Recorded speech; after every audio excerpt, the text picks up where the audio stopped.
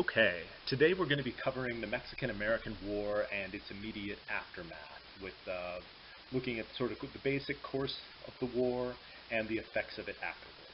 So, as you hopefully remember, when we last left our heroes, James K. Polk became president with the promise of annexing Texas, and so we're going to start right about there. Texas, as you remember, was the semi-autonomous, independent, quote-unquote, state that was in between the United States and Mexico. But with the election of James K. Polk and the defeat of Henry Clay and the Whigs, as you can see, Texas is coming into the nation, the Whigs are defeated, and this means that now there's a whole series of problems that we're going to have to deal with. We hoped, or Polk sort of hoped, that there could be a diplomatic solution, and so he did dispatch some diplomats down to Mexico again, once we annexed Texas, to see if we could purchase it or negotiate some sort of settlement. And he also wanted to figure out a way to get the debts paid by the Mexican government to the United States. And he was hoping to purchase California and New Mexico for $50 million as well, because, you know, we'd like to have all that territory. So keep in mind that $50 million that was offered. Mexico, of course, is going to say no dice to any of this, and they're going to totally refuse to even meet with him, seeing the U.S. annexation as an illegal land grab and the honor of Mexico being at stake. The other problem, of course, was Mexico was already unstable, and if the government of Mexico acceded to any of these demands, odds are there's another coup, whoever's in charge is overthrown, and there's going to be utter chaos. But for the United States, this also provided an opportunity, because the Mexican army was somewhat larger than the United States Army at the time. As you hopefully remember, we have an inherent fear of standing armies. And so there was a decent chance that if war broke out, all of the different factions in Mexico would probably not join together and might even fight against each other. And so the war broke out, of course, over the issue of the border. And this is an incredibly contentious topic, because, as you hopefully remember, the borders claimed by Texas is significantly larger than anything that they actually held, and so where the new border of this Texas Republic is somewhat problematic. And so, President Polk dispatched an army under a general named Zachary Taylor to go down and show the flag and try to exert our claim over this area. And this, of course, became very controversial. The heart of the controversy stems from the fact that what happened is Taylor marched into the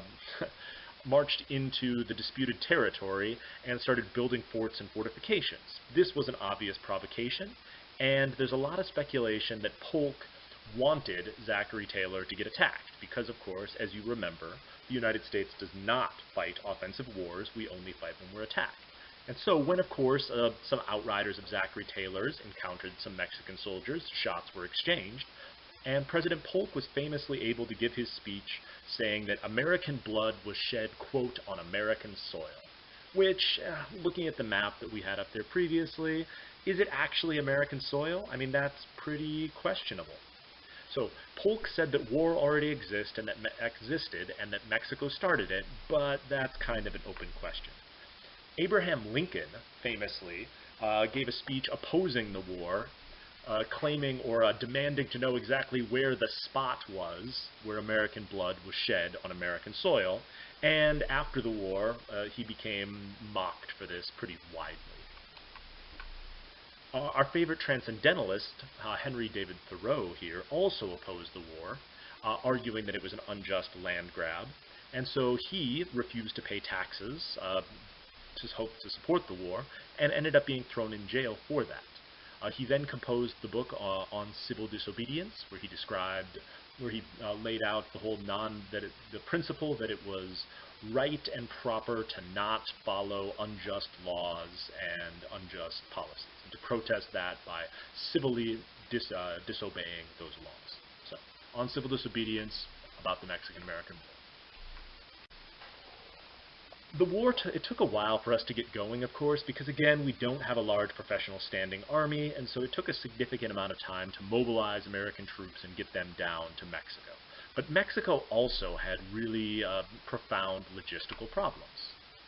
The Mexican army, although it was larger than the American army, was not as well equipped and was not as well led, and the soldiers were mostly conscripts who did not want to be there. So, our strategy was to land troops in Mexican territory and march southward and potentially take the capital. And we also were going to march out west and try to seize as much of California as was possible. And so that's the early phases of the war. Zachary Taylor's army won a resounding victory at the Battle of Palo Alto, which has secured us our landing spot in Mexico. And then he began a sort of methodical march southward. The Mexicans were putting up pretty heavy resistance, but he was moving slowly but surely southward through Mexico. In the west, a guy named John C. Fremont, who is going to become important later, led a force into California, where they declared themselves independent, and California became the quote-unquote Bear Flag Republic. And then, of course, asked to be annexed into the United States. Hopefully that story sounds somewhat familiar to you. Here's the fabulous flag of the independent California Republic with its lone star there, which is fantastic. The turning point of the war was the Battle of Veracruz. This was a second army sent by President Polk down to land at Veracruz, which is Mexico's most important port on the Gulf of Mexico. And so a general named Winfield Scott took over that army, and he had a relatively successful amphibious landing, although the Mexicans did fight fiercely. Here's our soldiers coming off of the ships and landing near Veracruz. We then squared off against the Mexican army, where the U.S. Army prevailed relatively spectacularly, defeating the Mexican army and more or less opening up the road to Mexico City. The battle was so decisive that in the retreat, Mexican General Santa Anna had to abandon his wooden leg, and it was seized by the U.S. Army. This wooden leg is now displayed in a museum in Ohio, and the Mexican government has asked for it back repeatedly, and we have kindly refused them. So you can go and view Santa Anna's leg as a testament to our victory in the Battle of Veracruz. With the victory at Veracruz, the Mexican government collapsed. And the only question now was what exactly this post-war peace would look like. We were negotiating what becomes known as the Treaty of Guadalupe Hidalgo, and there was some significant disagreement over what was going to happen to Mexico and how much territory we were going to take. Mexico had clearly been humiliated and overpowered by the United States, and therefore they had little ability to stop us from basically doing whatever we wanted. This kicks off what's known as the All of Mexico movement, where certain factions within the American government advocated for annexing all of Mexico's territory, or at least the northern parts of the territory, and leaving Mexico significantly smaller than it had been. This was, of course, opposed by Northerners and anti-war Whigs, but it was also opposed by a number of Southerners, including our favorite racist, John C. Calhoun, who didn't want to annex Mexico because it was full of Mexicans and Native Americans, and he, for racist reasons, didn't think they could ever become real Americans. And so, the end settlement of Guadalupe Hidalgo was we would get this area in the red, what's known as the Mexican Cession from Mexico, and we would pay them, instead of the $50 million that we were offering them earlier, we would now pay them $15 million in order to get California, Nevada, Utah, Arizona, and part of Wyoming, Colorado, and New Mexico. So, we took all of northern Mexican territory, and now are incorporating into the United States. Zachary Taylor also became a national hero from this. He was, of course, the general leading our forces south, and so, Americans, especially during this time period, do love our war hero presidents, with a tradition set by Andrew Jackson. So here's Zachary Taylor, who is known as Old Rough and Ready. He becomes a prominent politician, despite being totally apolitical. And both parties see him as a potential solution to a lot of the partisanship and problems, because Zachary Taylor didn't have any political opinions, and he'd never voted before, so both parties wanted to get him on their side and to run him as basically a figurehead candidate, because it was assumed that whoever ran Zachary Taylor would win the presidency. The problem, of course, that all this new territory raised was, should slavery be allowed to be expanded into these new territories, and to what degree did the Missouri Compromise apply? As you can see on this map, the Missouri Compromise is not a lot of help, both because it wasn't clear that it applied to territories that the United States didn't own at the time it was passed, and also it would pass right through a lot of these territories, and it was not a particularly good geographic line to cut those territories. So, a senator named David Wilmot, who was a Democrat, sorry, not a senator, a representative named David Wilmot, proposed a law called the Wilmot Proviso, which would exclude slavery from all the territories that were conquered from Mexico. He did this because he was a free soiler who believed that slavery should not be expanded. But it kicked off a massive controversy because although the Wilmot passed the House of Representatives about a dozen times, it was shot down in the Senate. And it clearly started to create a regional divide between both Whigs and Democrats because, of course, President Polk would not be a fan of the Wilmot Proviso as a Tennessee slaveholder, but he was a Democrat just like Wilmot. And for the Whig Party, that was increasingly centered in the North, this created even larger problems.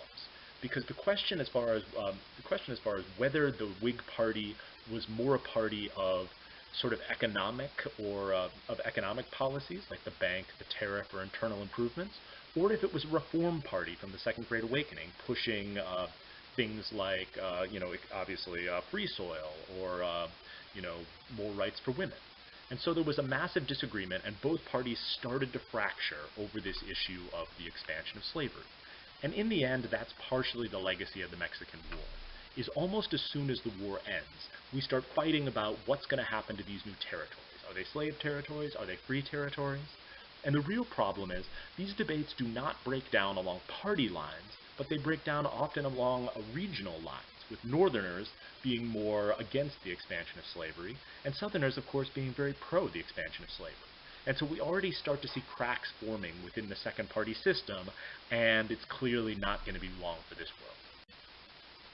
This debate is known as the slave power versus free soil debate, with of course free soilers opposing any expansion of slavery, while the slave power group becomes increasingly adamant that we need more territory to expand slavery.